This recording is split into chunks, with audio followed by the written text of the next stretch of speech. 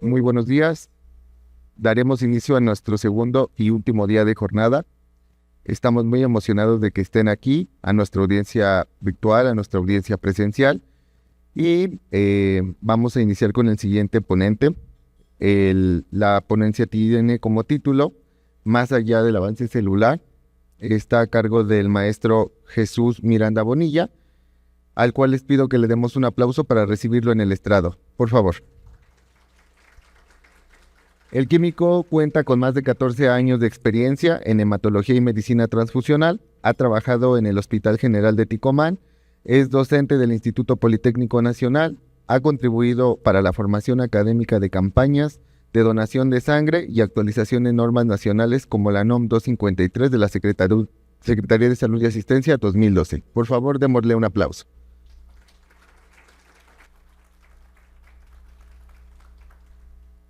Perfecto.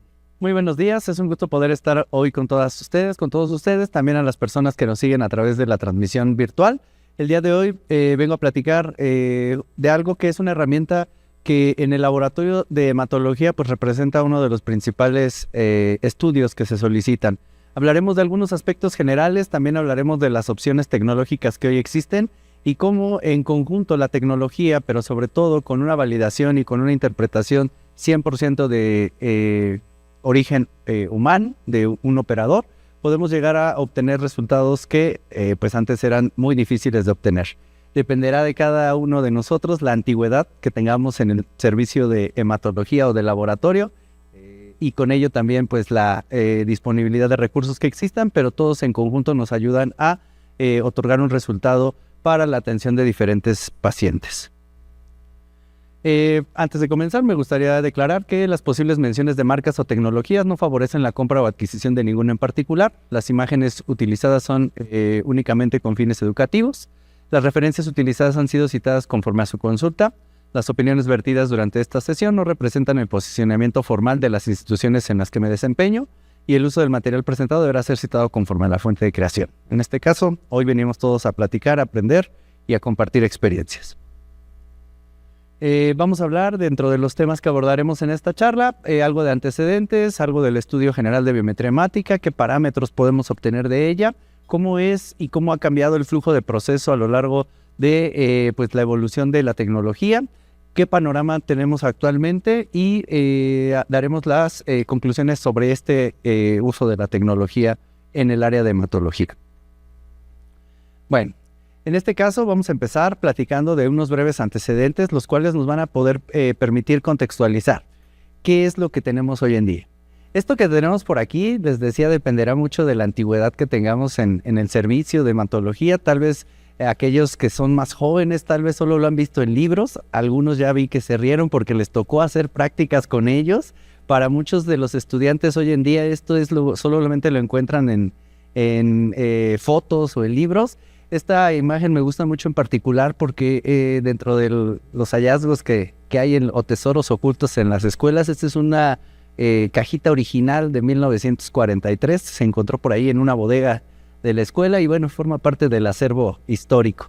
Para quienes no la conozcan, pues esta es la famosa pipeta de toma o la pipeta de cuenta para eritrocitos que viene acompañada con la famosa cámara de Neubauer que nos permitía intentar hacer los conteos pues ya hace más de 90 años y bueno, fue lo primero con lo que se intentó acercar de una manera ya más rigurosa en el ambiente de laboratorio a estimar y a dar un parámetro en el número real de células que componían pues la serie del eritrocito. Para estas fechas pues recuerden que ya se habían hecho observaciones en torno a la composición celular de la sangre, ya se sabía que existían diferentes elementos en ella, más no se tenían muchas estimaciones acerca de cuántas eran las células que se tenían entre cada individuo, y justamente pues Malasezzi y Hayem, de donde deriva justamente uno de los diluyentes que se utilizaba para esta cuenta, nos permitía a través de una dilución de una muestra sanguínea, la cual pues hoy en día con las buenas prácticas sería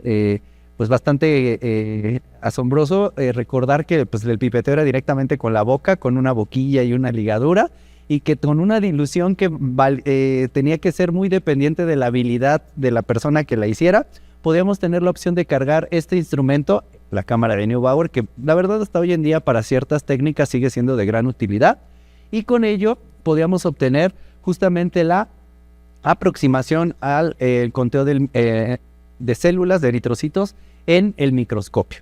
Sin embargo, esta técnica pues tenía diferentes retos desde la bioseguridad, decíamos, la cuestión del pipeteo con la boca, la variabilidad que existía entre las mediciones, y llevaron a que esta técnica, claro, en su momento y por las condiciones en ese entonces, fuera una alternativa para el conteo, y aunque se buscaba pues tener resultados estandarizados y reproducibles, representaba varios retos técnicos que pues a la época, al ser la única alternativa, pues bueno, no existía otra más.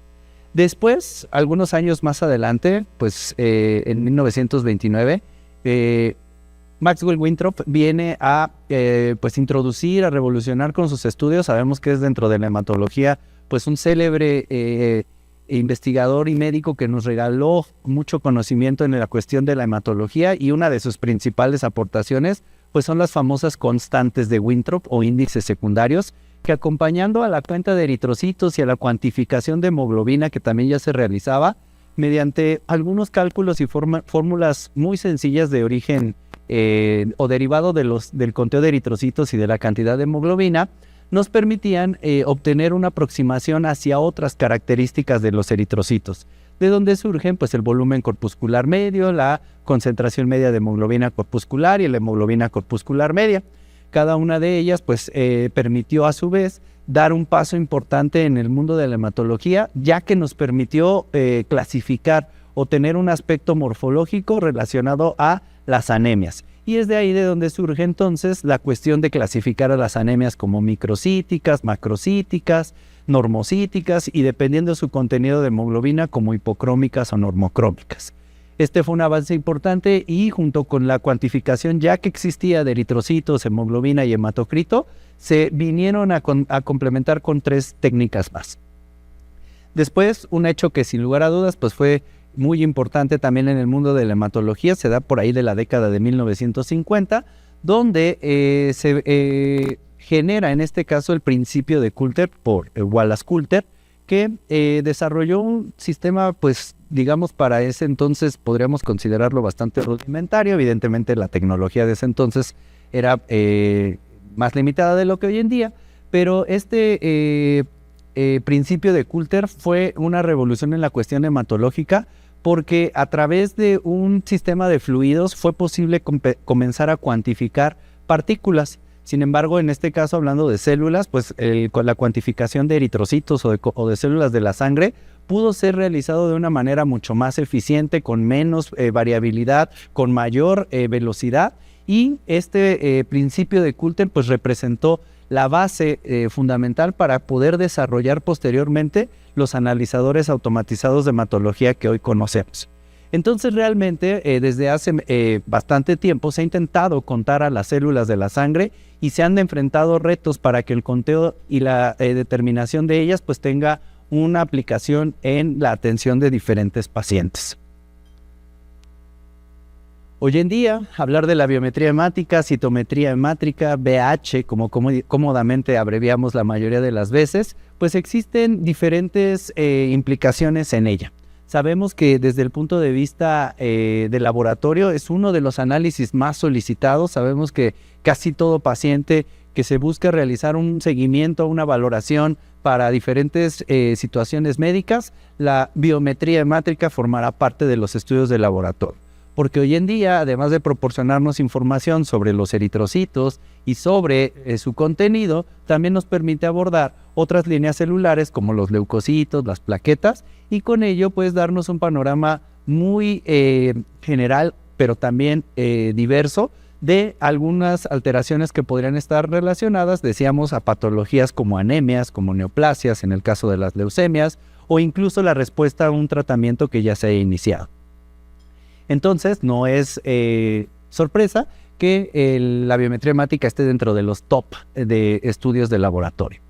Hoy en día sabemos que este estudio de biometría hemática nos permite abordar diferentes parámetros, tanto de serie roja, de serie plaquetaria o de serie blanca, donde en términos pues generales tenemos la posibilidad de obtener en el caso de la serie roja los índices primarios, que son justamente al igual que hace muchos años, el valor de hemoglobina, de hematocrito y el número de eritrocitos, para de ahí obtener los índices secundarios o constantes de Winthrop, que nos van a permitir, decíamos, dar información adicional sobre el tamaño y el contenido de hemoglobina de las células eritrocitarias.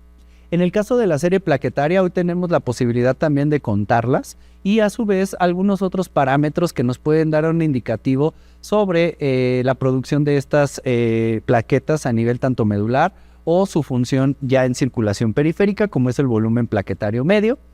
Y en el caso de la serie blanca o serie de leucocitos, tenemos la posibilidad de obtener un conteo total, el conteo total de los leucocitos, pero a su vez conociendo que existen diferentes poblaciones morfológicamente distinguibles al microscopio, podemos tener la posibilidad de dar el conteo diferencial. Este conteo diferencial nos hablará de diferentes poblaciones de leucocitos que están dentro del conteo total de los mismos y que también sabemos pues las diferentes poblaciones debido a sus características y funciones se pueden asociar a diferentes procesos patológicos o se pueden considerar como parte de la respuesta a un tratamiento. Entonces, con todas estas características, no es sorpresa que la biometría hemática, pues como mencioné hace rato, es útil en el diagnóstico y seguimiento de diversas patologías. Por lo tanto, es muy importante conocer que este estudio, pues en realidad, como lo vamos a tener muy frecuentemente solicitado en el laboratorio, pues necesitamos conocer qué estrategias o qué alternativas tenemos hoy en día para abordar a esto. Casi siempre, al hablar de la biometría hemática, pues hablaremos de las cuestiones relacionadas al famoso tubo lila con el EDTA, tubo que es el que de rutina utilizamos para las pruebas en los analizadores automatizados. La realidad, y eso pues depende mucho de las circunstancias y contextos de cada lugar, pero la realidad es que al menos en mayoría hoy en día, la realización de este estudio a nivel de laboratorio se hace pues con equipos automatizados. Realmente el uso de tecnologías o de técnicas, manuales, ya está muy limitado hoy en día. Tampoco quiero descartar que haya situaciones, que haya contextos o haya ciertas eventualidades que nos lleven a recurrir a ese tipo de técnicas, pero la realidad es que por todo lo que hemos mencionado respecto a las cuestiones de variabilidad o acceso a nuevas tecnologías, pues nos ayuda a entender que ese tipo de técnicas manuales no siempre pueden representar la primera alternativa. El acceso a equipos automatizados en diferentes niveles de atención hoy en día es una realidad y a diferentes marcas y características, el acceso a estos equipos cada vez es pues más frecuente. Bueno, hace ratito mencionábamos los parámetros de serie roja, vale la pena darle un recordatorio, nunca está de más, siempre, a veces ya estamos acostumbrados a ver el reporte del equipo automatizado, evidentemente dependiendo pues de la experiencia o del acercamiento que hayamos tenido a esta área, sabemos qué es lo que está implícito en ese reporte, pero nunca está de más recordar estas características generales del mismo. En primer lugar, decíamos que los parámetros o índices primarios son el número de eritrocitos, cuántos eritrocitos tiene esa persona. Existen diferentes unidades para reportarlo. La más frecuentemente utilizada es en millones por milímetro cúbico. Tenemos la cuantificación total de hemoglobina, donde evidentemente estos valores de hemoglobina tienen diferentes puntos de referencia o valores de referencia dependiendo de la población que se esté analizando. Niños, adultos, mujeres, hombres, pero es un parámetro pues fundamental en esta biometría hemática. Y de manera complementaria pues tenemos el hematocrito, que es la cantidad de eritrocitos expresada en porcentaje. Esta cuantificación o esta valoración del hematocrito es ciertamente subjetiva porque es dependiente de otros factores como es propiamente el tamaño y la cantidad de eritrocitos. Este parámetro, aunque es de utilidad, tiene que ser interpretado con precaución porque existen circunstancias en las cuales el valor del hematocrito puede estar dentro o fuera de un intervalo de referencia determinado, pero con alteraciones en otros parámetros, como les mencionaba, de tamaño o de cantidad de eritrocitos. Por eso hay que tomarlo con como un índice de la biometría hemática, como un referente de ella, y que es útil para calcular las fórmulas, o que los equipos hoy ya tienen provistas las fórmulas y los algoritmos para que de estos 3 parámetros podamos obtener los parámetros complementarios. ¿Cuáles son ellos? El volumen corpuscular medio, que recordemos está relacionado a el tamaño o el volumen propiamente de las células. Casi siempre por comodidad damos como sinónimo volumen y tamaño, aunque no siempre físicamente sea lo mismo. Y entonces tenemos que este parámetro pues se nos puede ayudar a clasificar a los eritrocitos como de menor tamaño en el caso de que esté por debajo del valor de referencia, que es denominado microcitosis, eritrocitos de tamaño promedio normal, que es normocitosis, o eritrocitos con un aumento en su tamaño o volumen que consideraremos como macrocitosis. También tenemos el contenido de hemoglobina en cada eritrocito, en este caso hablando de la hemoglobina corpuscular media o concentración media de hemoglobina corpuscular. La primera de ellas pues nos permite estimar la cantidad de hemoglobina dentro de cada eritrocito y se reporta en unidades de picogramos. En el caso de la concentración media de hemoglobina corpuscular, nos habla de la cantidad de hemoglobina presente en el eritrocito expresada en porcentaje, es decir, del volumen total que esta célula, este saquito tiene, cuánto está cubierto por hemoglobina. A su vez, conocemos que estos parámetros nos permiten estimar si hay eritrocitos hipocrómicos, en el caso de que haya una menor cantidad de hemoglobina, o normocrómicos en aquellos casos en los cuales el contenido de hemoglobina dentro de cada eritrocito esté adecuado dentro de un valor de referencia. Y también sabemos que existe la posibilidad de que estos parámetros estén relacionados a un aumento, al menos en el reporte, de la cantidad de hemoglobina en cada eritrocito, que es denominado, bueno, en el término teórico como hipercromia, que sería o haría referencia a un contenido mayor de hemoglobina dentro de los eritrocitos, lo cual en la cuestión práctica de la biometría hemática sabemos que no del todo es aplicable ese término. Es en este caso el mencionar que esa hipercromia o ese reporte que el equipo en automático nos da es usualmente por una disminución en el tamaño de las células, lo cual genera que pues el contenido de hemoglobina al ser tal vez normal dentro de un eritrocito más pequeño, pues de una apariencia de estar más lleno, lo cual entonces el equipo interpreta en muchas ocasiones como hipercromia. También existe la posibilidad de que sean eritrocitos muy grandes y que siendo eritrocitos muy grandes, pues tengan una mayor capacidad de contener hemoglobina, pero esta capacidad aumentada para contener hemoglobina está en función del aumento en el tamaño. En proporción porcentual, la cantidad de hemoglobina que un eritrocito puede poseer, porque también dentro de su citoplasma están proteínas contráctiles, citoplasma y otras estructuras que necesita para sus funciones, pues es alrededor del 33% de su volumen total. Cuando yo tengo reportes en los cuales hay 38, 35% de hemoglobina dentro de un eritrocito, usualmente se puede deber a un eritrocito de menor tamaño, que entonces está más relleno, o en eritrocitos que son más grandes y que al ser más grandes tienen una capacidad de llenado, digámoslo así, mayor, pero siempre en proporción a ese volumen. ¿Cómo lo examinamos, digamos, en la cuestión morfológica, el análisis al microscopio?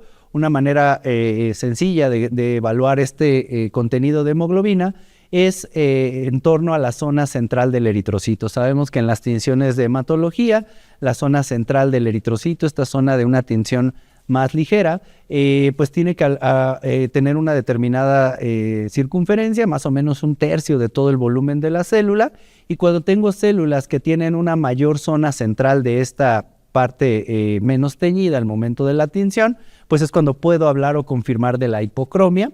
Si veo que esta proporción de la zona central en torno a la célula es en proporciones, decíamos, de alrededor de un 30%, pues estaremos hablando de normocromia.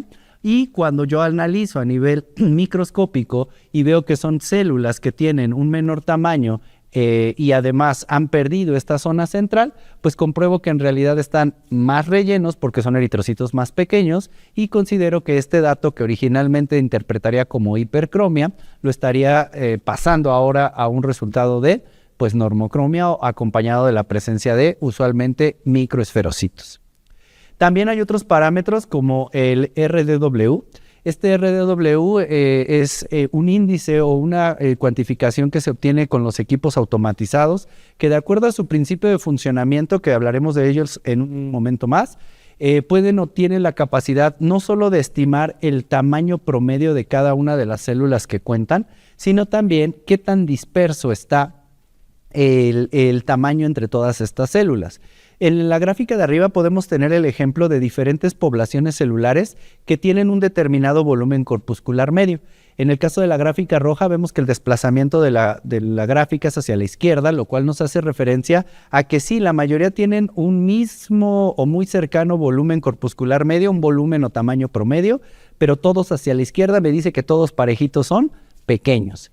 Tengo otra gráfica central de color azul, la cual me dice que la mayoría de los eritrocitos están en un promedio determinado, que significa que la mayoría de ellos están cerca de un volumen, sin embargo, pues están dentro de tal vez un intervalo normal, hablaríamos de normocitosis, o puedo tener el caso de aquellas células en las cuales todas parejitas tienen un volumen corpuscular medio hacia la derecha, en este caso de tamaño grande, y hablaríamos de macrocitosis. Eso es una gráfica o una dispersión del volumen. Sin embargo, ¿qué tanta dispersión existe entre esas mediciones? Es el dato que me proporciona el RDW. Este RDW es una estimación porcentual de la diferencia que existe o la variabilidad que existe entre las diferentes células que el equipo determinó y me permite establecer si la mayoría de ellas tienen un volumen corpuscular tal vez normal, pero la dispersión o el promedio de ellas es amplio. ¿Qué significa? Que en realidad tengo varias poblaciones de tamaño menor, tengo muchas células de tamaño mayor y que cuando hago, pues digamos, el promedio entre las poblaciones grandes y pequeñas, pues me arrojan tal vez un resultado de tamaño normal. Pero cuando contemplo el gráfico y contemplo que este ancho de curva, que es realmente como se traduce al español, el ancho de la distribución eritrocitaria, pues me refleja entonces que aunque un promedio está dentro del normal, normocitosis, al tener un ancho mayor, estoy presentando eritrocitos de diferente tamaño que traduzco como anisocitosis. Entonces estos son los parámetros como digamos habituales de la serie roja. ¿Qué retos se enfrenta dentro de la hematología estos parámetros tan sencillos que hemos mencionado, pero muy importantes? Pues las alteraciones morfológicas, el poder interpretar todo lo que acabamos de mencionar en cuanto a variabilidad de tamaño, de contenido y los gráficos que de ellos se emite, puede verse modificado con diferentes alteraciones morfológicas que en diferentes patologías se presentan. También existe el reto de la presencia de los eritroblastos, las células nucleadas de la serie eritroide que pueden llegar a generarme obstáculos en el conteo o en la diferenciación de las mismas. También hay retos en aquellas infecciones, sobre todo de tipo parasitarias, que tengan ciclos o que fases de ellas involucren pues infección en células como los eritrocitos, pueden generarme alteraciones morfológicas, alteraciones o hallazgos diferentes al momento de evaluar la laminilla y que dependiendo también de cada persona pueda o no tener la habilidad de distinguirlos. Y otros retos también que se enfrentan en esta parte de la biometría hemática de rutina, pues son conteos complementarios como es el conteo de reticulocitos, que sabemos pues en muchas ocasiones algunos equipos automatizados tienen la posibilidad ya de cuantificarlos de manera directa, pero en otras ocasiones pues no, y nos implica justamente tener que realizar una técnica complementaria para evaluar este parámetro que en muchas ocasiones permite evaluar el seguimiento de procesos de anemias. Entonces, tengo todo esto, pero siempre voy a tener también estos otros retos que van a depender de cada patología, de cada paciente o también de cada equipo o analista que realice la determinación. En la serie leucocitaria no hay mucho, en este caso, que definir en cuanto a qué, pues el conteo de la serie leucocitaria, en primer lugar, tengo pues que considerar que tengo dos conteos fundamentales, que en este caso son el conteo de leucocitos totales. Recuerden el número total de células de la serie leucocitaria que están en un paciente, que dependiendo de ese valor, pues me puede clasificar a un paciente con leucocitosis o con leucocitosis cuando el valor está aumentado o leucopenia cuando está disminuido. Aquí creo que está equivocado, pero bueno, es leucopenia. y que recuerden que dentro de ese mismo conteo a su vez se asocia con el conteo diferencial. ¿Cuántas de las diferentes poblaciones celulares de los leucocitos están componiendo ese conteo total? Aquí es muy importante siempre tener presente que en el conteo diferencial de los leucocitos, el conteo de mayor relevancia en esta parte es el conteo o el valor absoluto.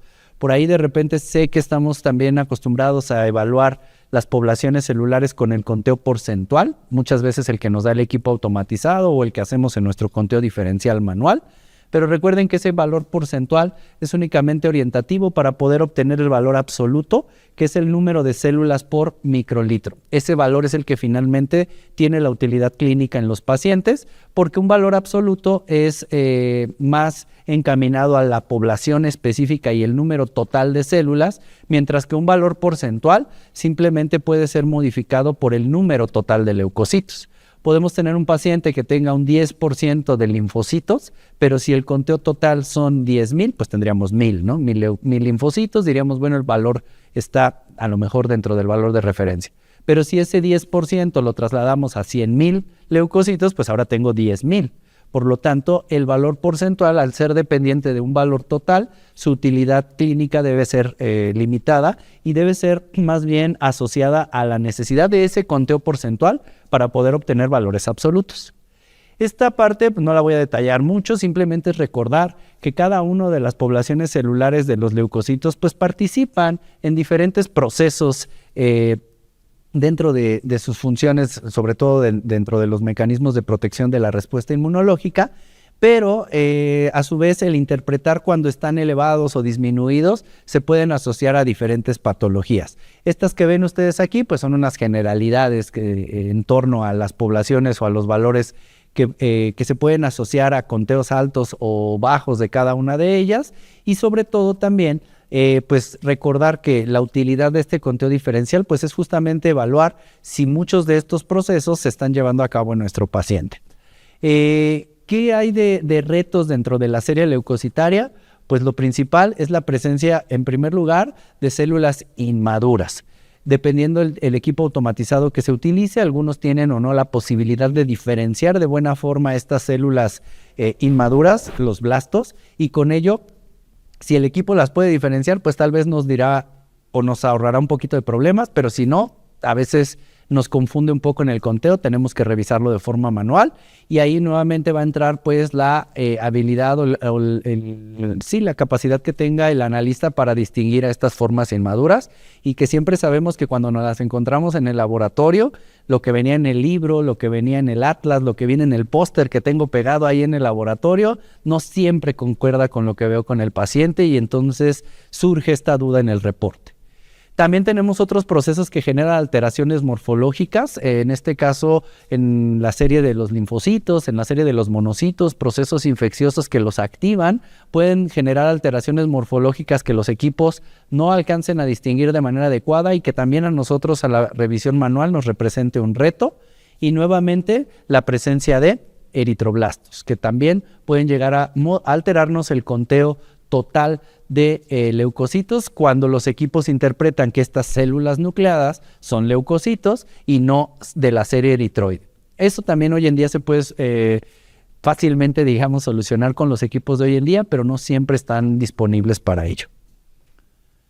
En el caso de las plaquetas, pues casi siempre asociamos el conteo de plaquetas pues a la cantidad de ellas que tenemos. Al tener valores elevados hablamos de trombocitosis, cuando los tenemos disminuidos trombocitopenia, pero hoy en día los equipos automatizados nos pueden dar otros parámetros como el volumen plaquetario medio, que es el tamaño promedio de las plaquetas. Sabemos que estas plaquetas son fragmentos del citoplasma del megacariocito, pero que circulan de maneras tempranas como fragmentos o agregados o plaquetas grandes que posteriormente pueden ser separados o fragmentados en plaquetas, digamos, ya más pequeñas, y este volumen o tamaño plaquetario medio puede justamente o es de utilidad para diferenciar algunos procesos, sobre todo de destrucción periférica o de problemas de producción. Nos puede ayudar a esa parte.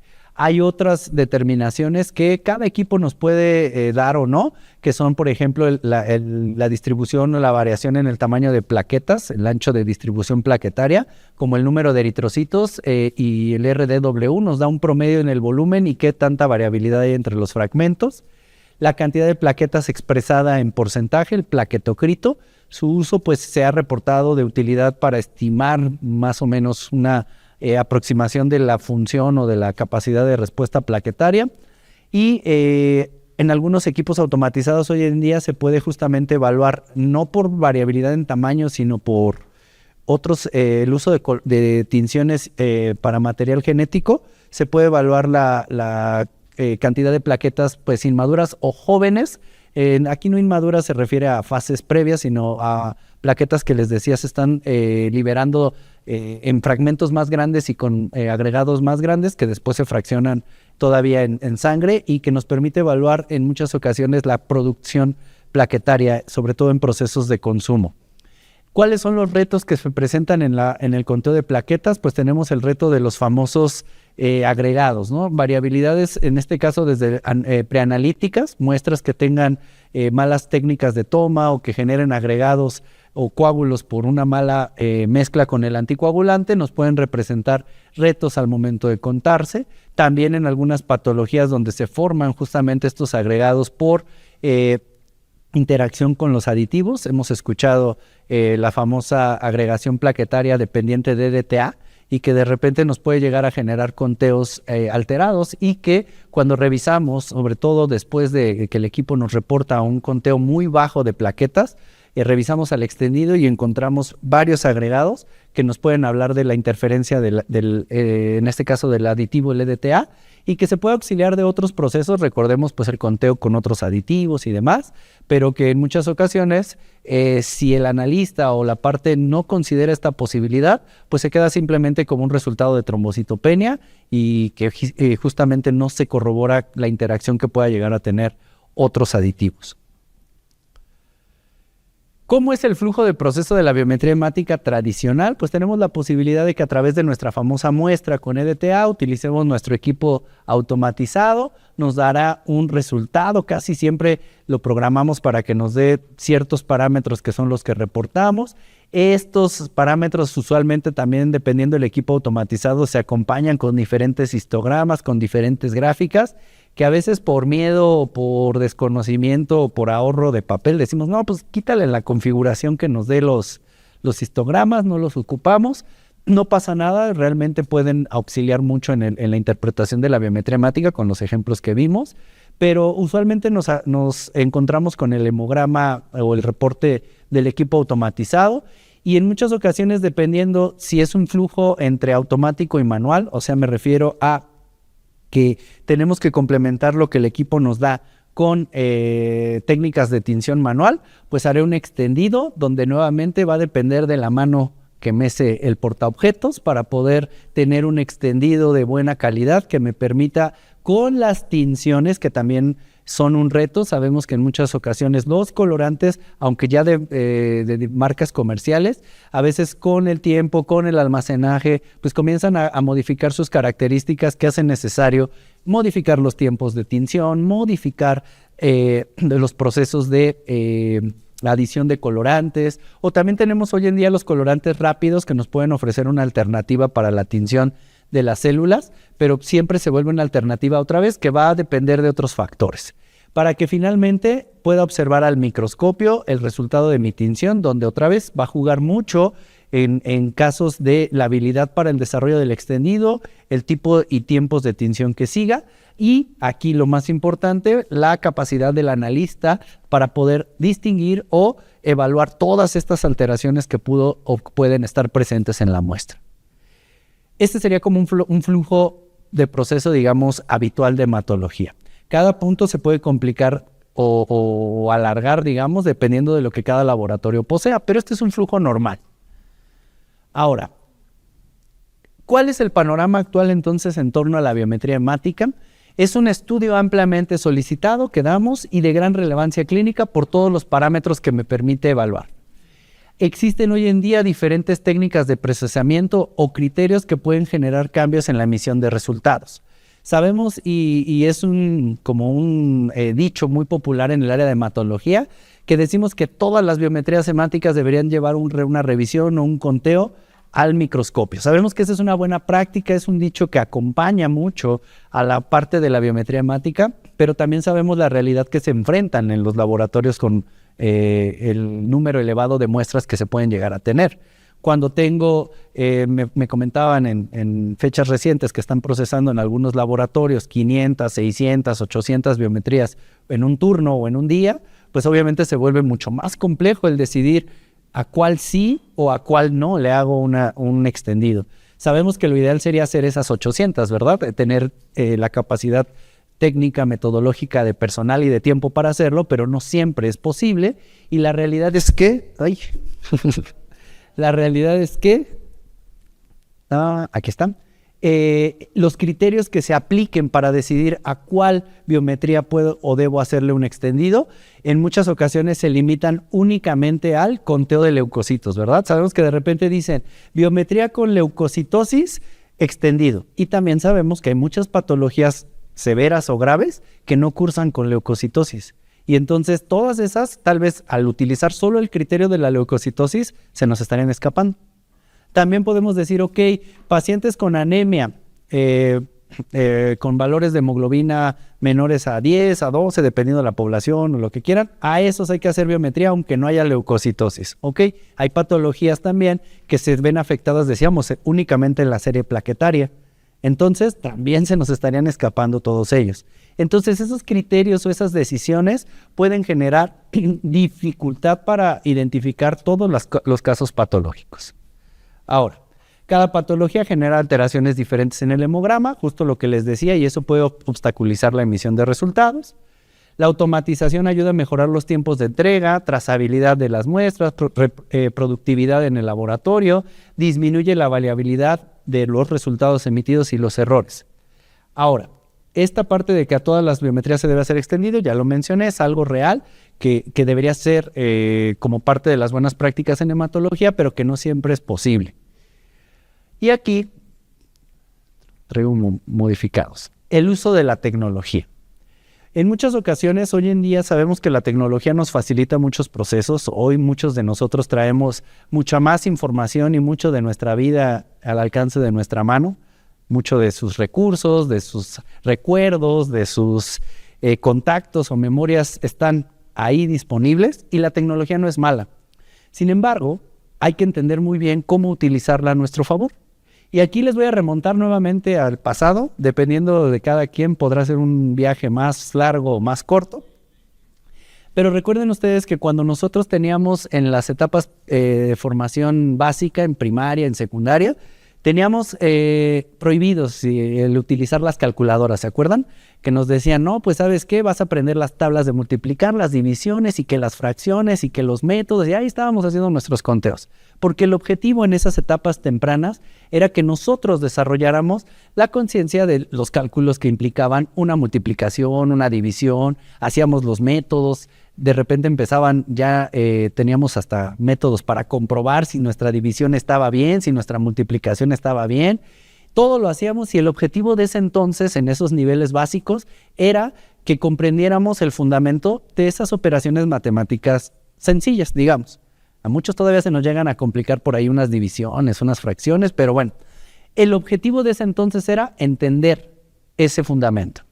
Posteriormente, cuando ingresamos ya a otros niveles de preparatoria, de universidad, y no se diga en aquellas áreas de ingenierías donde las matemáticas son muy socorridas, pues ya tuvimos que utilizar las famosas calculadoras.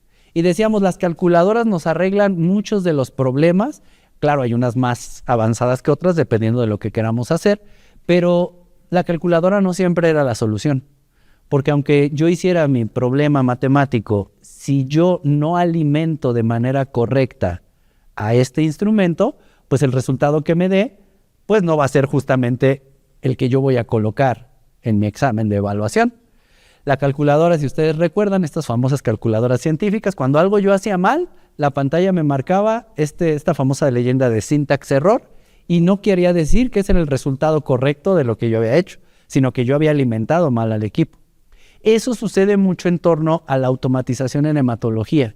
Hoy en día la tecnología nos facilita tanto el proceso que nos puede ahorrar, optimizar y mejorar toda la parte procedimental, pero la validación, el alimentar, el cómo controlar y qué parámetros pedirle al equipo que considere o no como una decisión para por ejemplo, la realización de un extendido, es completamente de nosotros.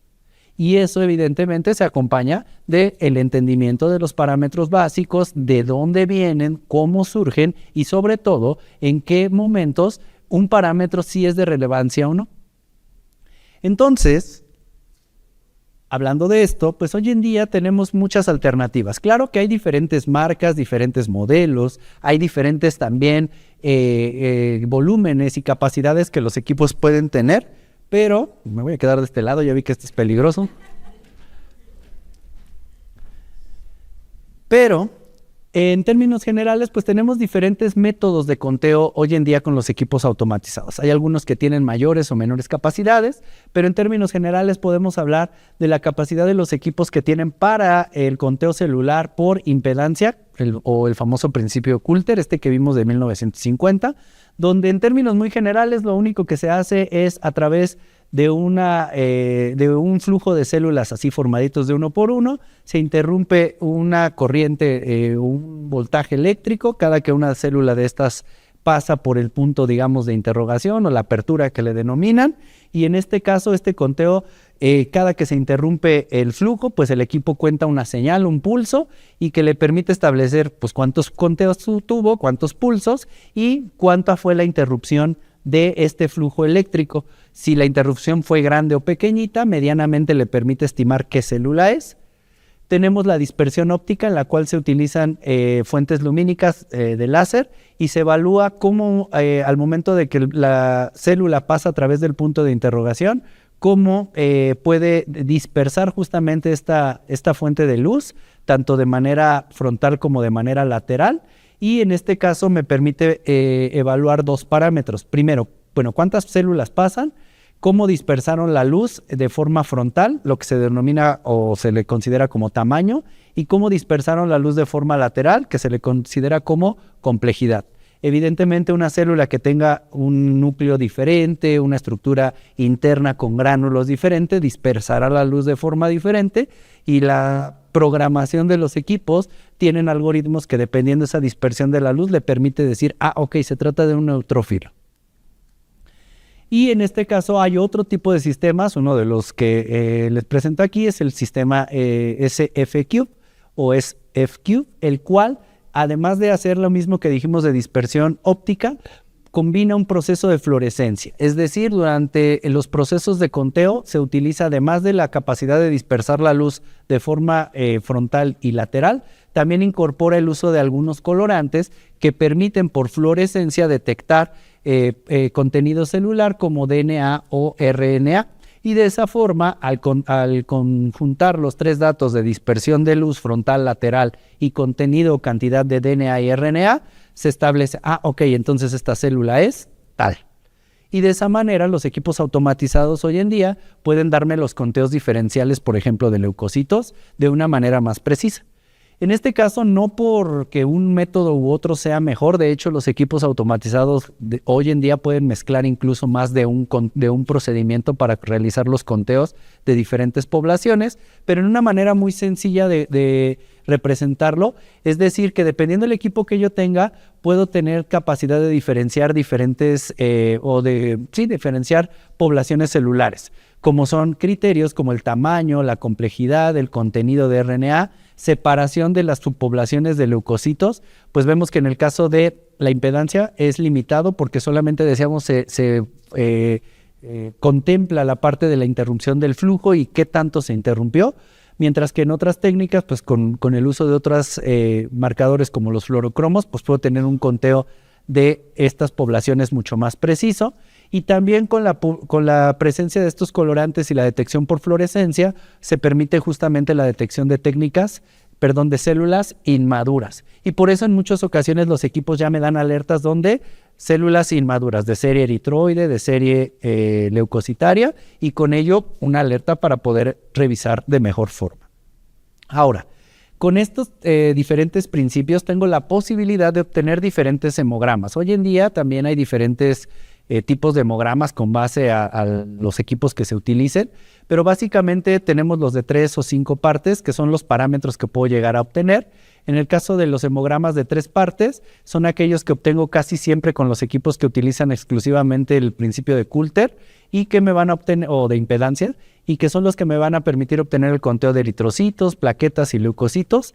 Más o menos me da alrededor de 20 parámetros entre serie roja, serie blanca, pero por las limitantes que tiene en su método de detección, en muchas ocasiones no me da el conteo diferencial de todas las poblaciones leucocitarias. Son estos hemogramas donde vemos que dice neutrófilos, por ahí dice neutrófilos, linfocitos y células de tamaño medio, o sea, simplemente o MXD. Entonces me dice las demás que no alcanzo a distinguir, ahí están. Y nos hace necesario el conteo manual para saber las subpoblaciones con las técnicas de tinción. 5 partes, combina uno o varios principios de los que les mencioné, me dan de 25 hasta 30 parámetros diferentes, considerando los conteos porcentuales, los valores absolutos y demás. Y me permite una diferenciación completa casi siempre de todas las poblaciones, tanto de leucocitos, digamos, normales, como la posibilidad de diferenciar células inmaduras y en algunos casos, como veremos más adelante, incluso la posibilidad de distinguir otras patologías como eritroblastos, reticulocitos o incluso eritrocitos infectados. Bien. ¿Qué hay hoy en día actualmente? Pues la verdad es que hoy en día los equipos automatizados que tenemos nos permiten avanzar mucho en la cuestión tecnológica y en el flujo de proceso. Hoy tengo una toma adecuada y un manejo de una muestra, yo la voy a colocar en mi equipo automatizado, claro, dependerá de cuál equipo tenga, de las capacidades que éste tenga, y me va a dar los parámetros que ya hemos mencionado. Muchos de los equipos actualmente, los parámetros de serie roja, los que vimos de volumen, dispersión de tamaño y demás, los hacen o los evalúan mediante impedancia eléctrica, principios de fotometría, como es el caso de la hemoglobina, como es la técnica habitual, y pues me permiten obtener los parámetros de serie roja con esta técnica. En el caso de la serie blanca, la combinación tanto de dispersión óptica como de fluorescencia me permiten obtener el conteo de leucocitos y los conteos diferenciales, que dependiendo, decíamos, si tienen o no todas las capacidades para distinguirlos, lo hará. Y en el caso de la serie plaquetaria, también los conteos se hacen casi siempre con impedancia óptica y fluorescencia. En este caso, la fluorescencia, decíamos, nos permiten obtener valores como el índice de plaquetas inmaduras y demás por el contenido o material genético presente en ellas. ¿Qué utilizan hoy en día los equipos automatizados? Pues nos queda claro que utilizan impedancia para conteos, dispersión de luz, tal vez para parámetros como el conteo diferencial, y el uso de fluorescencia es una de las herramientas hoy en día más utilizadas para el conteo diferencial. ¿Qué me otorga un hemograma? Ese hemograma que por allá con Winthrop era de 6 o 7 parámetros, hoy en día se compone hasta de 37 parámetros diferentes. Tengo 10 histogramas, 10 gráficas, 10 esquemas de dispersión. A veces me da miedo verlos todos, a veces veo tantos parámetros que digo, bueno, pero ¿cuáles son los que me interesan? Claro, todos pueden llegar a tener una utilidad. Hay algunos que realmente están ahí con la intención de darnos otro parámetro, pero pues no van a suplir a un valor de hemoglobina, de eritrocitos que tienen una mayor relevancia, pero ahí están. Hoy en día hay muchos equipos que pueden tener la posibilidad de generar automatización completa. Algunos pueden procesar 250 muestras por hora, tienen revisión automática de extendidos. Se le puede ajustar las alarmas, que es aquí donde les enfatizo en que es importante nosotros como usuarios. El equipo me va a ayudar un montón porque ya no voy a tener que hacer todo manual, pero yo le voy a programar que en cuanto detecte un extendido con esto, y con esto, lo analice, me dé una alerta y me avise. Pero también cuando detecte uno con anemia, con eritropenia, con trombocitopenia, también me avise. Y que también y entonces de las 250 muestras que procesó en una hora, tal vez me mandará la alerta de 20, de 25, con todos esos parámetros que yo le configuré. Claro, no quiero decir que las otras 20 estén exentas de alguna alteración, pero realmente al poder configurar tanto, estoy aplicando el mismo criterio a las mismas cantidades de muestras que procese y me ahorran justamente el tiempo de estar evaluando de manera individual cada una de ellas. Tengo mayor capacidad de procesamiento, pues evidentemente quienes hicieron ese conteo manual de eritrocitos o con otras técnicas saben que evidentemente no podría hacer 250 de esos conteos por hora. Optimizo y automatizo mi estación de trabajo cuando puedo incorporar mucha tecnología. Y los procesos, aunque sean automáticos, les decía, siempre llevan una aprobación del operador. Siempre la validación del resultado será de nosotros, siempre, aunque el flujo de muestras sea elevado, tal vez el tiempo que ahorre justamente en estar tiñendo, en estar observando, en estar haciendo los conteos, lo voy a invertir en la parte de validar, en decir, esto es adecuado para liberar o hay que revisar algo más. Adicionalmente, hoy en día también tenemos la posibilidad de acceder a otros dispositivos que nos faciliten mucho el trabajo en hematología, como son los famosos equipos para tinción. Hoy en día tenemos también la posibilidad de acceder a ellos y con ello justamente ahora facilitarnos esa parte de la observación y no solo la tinción, sino también la diferenciación de las células presentes. ¿Por qué? Porque sabemos que hoy en día hay analizadores de morfología. También sabemos que la morfología hoy en día, la validación por el usuario es fundamental. Otra vez, el equipo automatizado nos va a facilitar el flujo de trabajo, más no nos va a quitar el mismo, ¿ok? Sí es importante considerar que la morfología es importante todavía hoy en día y es validada por nosotros. El equipo simplemente este tipo de equipos lo que hacen es justamente por parámetros preajustados, cuando nosotros ajustamos qué índices son los que son la alerta, el equipo decide que cuando una muestra ha cumplido con esos parámetros que le configuramos, de manera automática hará un extendido. Estos equipos también se ajustan si tienen hematocritos altos, si tienen hematocritos bajos, si tienen leucocitos altos o bajos, se ajusta para poder hacer un extendido de buenas características para esa muestra. Es decir, los extendidos son casi personalizados dependiendo de los valores de cada paciente. Ese extendido lo tiñe y no suficientemente ahorrado el proceso, lo cuenta. Los equipos están provistos de microscopios con cámaras que nos regalan al final las famosas fotografías del conteo diferencial y nos las preclasifica. Nos dice, todos estos yo creo que son neutrófilos, todos estos yo creo que son blastos, todos estos yo creo que son tal. Y evidentemente ahí entra la validación por parte de nosotros para evidentemente aprobar que lo que el equipo preclasificó es correcto. Justamente hoy en día incluso hay otros equipos, justo como el que tienen aquí en Microtech, para evaluar justamente las células a través de diferentes tomas. Cada célula le hace diferentes cortes o imágenes a diferente altura y simulan el enfoque que tendríamos al mover el tornillo micrométrico en el microscopio.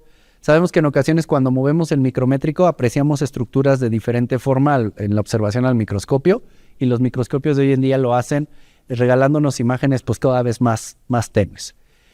Preparan extendidos, evalúan la presencia de células patológicas y también pues nos dan la posibilidad de almacenar durante mucho tiempo por el volumen de almacenamiento que tienen, pues las imágenes obtenidas hasta en algunos casos puede llegar a ser 60 diferenciales por hora.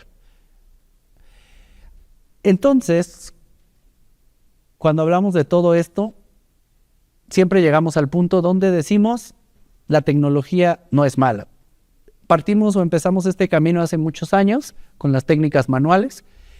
Hoy en día la tecnología se vuelve más bien un aliado para la optimización de procesos, para disminuir el tiempo. Sin embargo, la validación por parte de los usuarios sigue siendo necesaria. Y yo sé que en muchas ocasiones el principal reto para acceder a esto es el volumen de muestras que proceso, los costos que implican este tipo de equipos y que no siempre por la cantidad de muestras o el volumen de ellas que proceso se me hace viable tener un equipo de última tecnología. Eso sabemos que no es posible en muchos laboratorios, pero sí es posible en muchas ocasiones también pues valerse de lugares que sí los tengan. Y les decía, justamente en la parte de procesamiento hay muchas alternativas hoy en día que nos pueden optimizar el tiempo de proceso. Espero algo de lo revisado pues les dé un panorama nuevo sobre el hemograma y la cuestión de la biometría hemática. Mi nombre es el maestro Jesús Miranda y es un gusto estar con ustedes. Les agradezco mucho su atención.